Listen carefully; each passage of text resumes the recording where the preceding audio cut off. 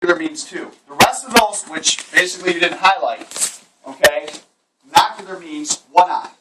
Now, the 1 eye, this is not on your test, but I just want to point this out, okay? Size, higher, this should be relative height right here, okay? Not relative size. That's one thing I noticed when we were doing this today. Relative size is the closer the object is to your face, the bigger it looks. Relative height, the farther it goes up in the air, the smaller it looks, right? So obviously if you watch a plane take off, that plane's not getting any bigger as it goes away. It's getting smaller, okay? Now, one up there that I never really tested you on, but I'm testing you on tomorrow. Phi phenomenon is the movement of lights. Remember this example? Okay? A sign that basically is pointing you in a direction. In other words, the movement of the lights gives direction. It starts off slow, and then they speed up, turning on the lights, and it actually looks like you're going in that direction. You've ever been on the freeway and you see signs that are pushing you off to the right lane? Those arrows look like they're moving in that direction, right? All they're doing is they're flashing the lights on slow, and then they're speeding them up in the direction they want you to go with. Same with the ball getting hit through Comerica on their little billboard. The ball starts here, it's slow, and then it speeds up, and it looks like it's traveling outside of the scoreboard. Okay? Now, states of consciousness again. This is only 2-3 questions tomorrow. Okay? One, they're going to be tough questions. All right, I could have gone easy on these, but they're going to be tough tomorrow. Okay? Because there's simple ones up there, but in case they put these on there, I want you to have the experience with them. Circadian rhythms are fluctuations that occur in your body over a 24-hour period. What's an example? Your body temperature goes up and goes down. Your alertness. I mean, most of you, obviously doing this review at this time is tough. Because most of our circadian rhythms are dipping down. Okay? Hence caffeine. Alright? Now, let's say, for example, and this I'm going to explain it to you just in a little bit of detail, but if there was no environmental cues, what do I mean by that? The sun. We would drift away from a 24-hour schedule to a 25-hour schedule. We would drift away from our schedule a little bit by 1 hour. That's why a lot of times, if you want to know how important that is, 1 hour, which is daylight savings time, throws a lot of you off. All right, and so a lot of times when you say people get cranky, all right, because they haven't seen the sun or they haven't been outside, that's one of the reasons their circadian rhythms are thrown off. It goes extended. So in other words, they have problems sleeping, they have problems waking up because they're off by an hour. Okay? Now, this right here is a difficult question. You gotta know the sleep cycle is about 90 minutes long. Now, if I ask you this question, and you're getting a pretty much a big hint right now, you go into REM sleep right away?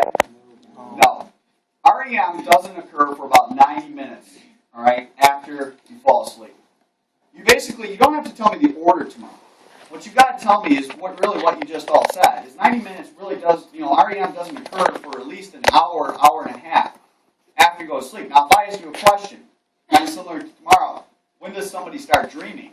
It's usually, okay, after an hour and a half or 2 hours of being asleep. Now, I will say this just because it's getting recorded, because this could be a question. The only time you ever do go into REM sleep is when you're overtired. It's called REM rebound. You go right into sleep. Right into REM. You start dreaming. Some of you do that. You'll go home and crash, and bam, you start dreaming right away. It's because you're overtired. And that's probably most of us in this room. I wouldn't be surprised if some of you do, if you take a nap or you go to bed tonight, because you're going to be very tired, is you're going to go right into REM. Now, this is not in your test, but I'm just going to say it because it flows with it. But REM restores your brain. Okay? NREM, which is non-rapid eye movement, restores your body. Okay? So if any of you have had a physical exhaustion day, which most of you haven't, you've had to sit in these chairs all day, if I had to kind of predict the kind of sleep you're going to have, most of you are going to have very vivid dreams. Whereas if you had, for example, if you worked out really hard, you're pretty much going to go to sleep, wake up, and not know what happened. All right? I mean, you're going to be in deep sleep most of the night. Now, rapid eye movement, here's going to be a second question on that. You got to know what it means. When I say paradoxical sleep, this will be a tough question tomorrow. You got to really look at this one. Your brain is awake, but your body is asleep. Now, I'm going to use a word, and you're getting, again, a little bit of a hint here. Atonia. Atonia means your muscles are suppressed. It means they're not moving. As much as you think you're dancing around, okay, during your dreams, you're not. Your brain is wide awake. That's why it's called paradox. Paradox is opposite. One's awake, one's asleep.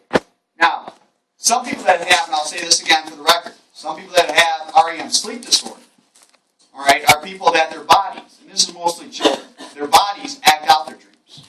And why that's a disorder is that's not supposed to happen, okay? Sleepwalking, all that stuff occurs usually at young age. I mean, it doesn't really occur at our age.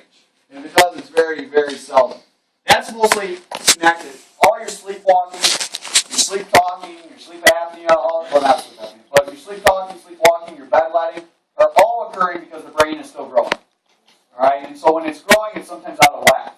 Just like it's awkward when you're walking around during that process and you're stumbling a lot because coordination's not there. Same thing's happening in your night sleep. Okay.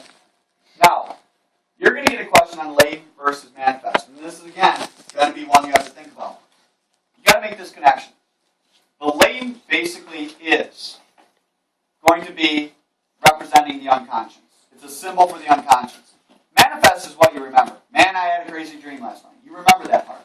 Latent content is simply what you don't understand about it. Why you couldn't move. Why you couldn't reach for the door. Now, I will tell you, I'm just going to throw this out to you. I doubt they would put this on the exam. But basically what Sigmund Freud thought were dreams were the royal road to the unconscious. It's a famous statement. Now, only time I could ever see them put it on the exam is if it was a history question. Who said the following statement? Okay? And he basically said, dreams are the royal road to the unconscious. The study of dreams will lead to the unconscious conflicts and motivations and inner, concern.